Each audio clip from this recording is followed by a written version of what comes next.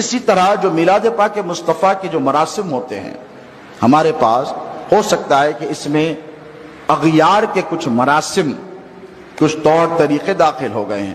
اب جیسے میلاد ریلی اور میلاد جلوس کا تعلق ہے، 16 سال سے نکالا جا رہا ہے۔ کتنے سال سے؟ 16 سال سے۔ میں بھی اس کا فاؤنڈر ممبر ہوں۔ جب اس کی کمیٹی بنائی گئی تو سب سے پہلے اولین 5 لوگوں میں بھی شامل تھا، اور میں 5-6 برس تک اس جلوس کے ساتھ جڑا رہا۔ 5 اور 6 برس کے بعد میں نے علیحدگی اختیار کر لی۔ لوگوں نے کہا حضرت آپ کیوں نہیں جاتے اس جلوس میں؟ میں نے کہا بھائی میں جلوس میں اس وقت تک جاتا تھا جب تک نوجوان ہماری بات سنتے تھے۔ میں ذمہ داری سے ممبر رسول پر یہ بات آپ سے عرض کر رہا ہوں، مسجد میں اللہ کے گھر میں عرض کر رہا ہوں۔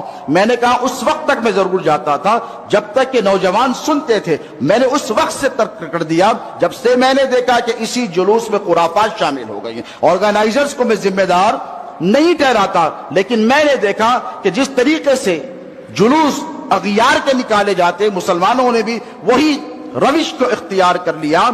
ڈی جے بجائے جانے لگے، ناچ گانا لگایا جانے لگا، اور جھومنے رقص کیا جانے لگا، اور اراش لگائی جانے لگی، اور بےہودے قسم کے نعرے لگانے گئے۔ میں نے کہا نہیں۔ میں نے ایک پیشکش بھی کی تھی میلاد ریلی میں، جلوس کے دوران کمیٹی میں نے کہا تھا گاڑیاں چھوڑی جائیں، موٹر سائیکل نکالی جائے، ایک دن تو حضور کے نام پر پیدل نکل کر بتایا جائے۔ میں نے یہ بھی پیشکش کی تھی کہ تمام مسلمانوں سے یہ کہا جائے، جیسے یمن میں، مصر میں آپ جا کر دیکھیں جلوس محمدی نکلتا ہے، 10 لاکھ لوگ ہوتے ہیں یمن میں۔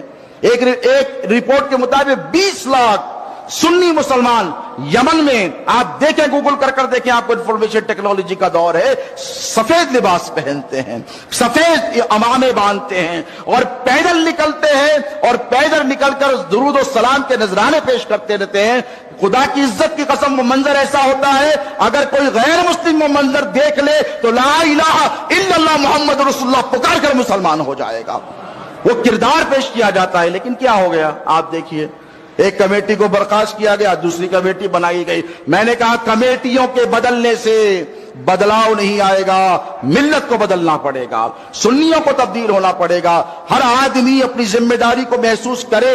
اگر جلوس میں جانا چاہتے، میں نہیں کہتا کہ جلوس میں نہ جاؤ، لیکن جاؤ تو حضور کا کردار اپنا کر جاؤ، جاؤ تو آقا علیہ الصلوۃ والسلام کی سیرت طیبہ کو نگاہوں کے سامنے رکھ کر جاؤ، جاؤ تو اہل بیت اطہار کی زندگیوں کو یاد کرو۔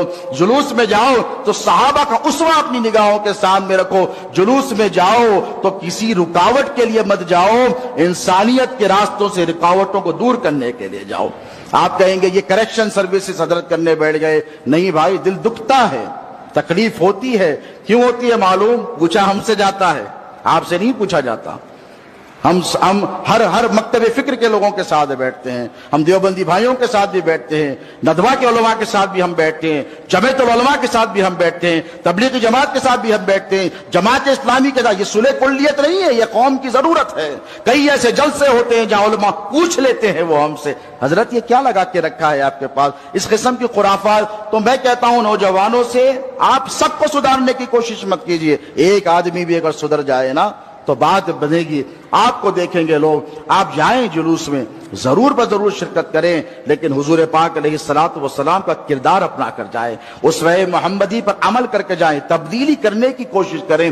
میں نے تبدیلی کی بات کی تھی، لوگ برا مان گئے پچھلی کمیٹی والے، اور کہے ایسا تو نہیں ہوگا، گاڑیاں ہی نکلے گی، ایسا تو نہیں ہوگا، کارز نکلیں گی، ٹرکس نکلیں گے، ٹریلرز نکلیں گے، وہ بھی تو نکالتے ہیں۔ میں نے کہا بھائی ان سے ہمارا اس معاملے میں مقابلہ نہیں ہے، وہ کافر ہیں، وہ مشرک ہیں، ان سے سوال نہیں کیا جائے گا تو نے جلوس کیسے نکالا تھا۔ مسلمانوں تم سے سوال کیا جائے گا، اگر تم رکاوٹ پیدا کرو گے تو تم سے اللہ پوچھے گا ایک مریض مر رہا تھا تم نے راستے کیوں روکے؟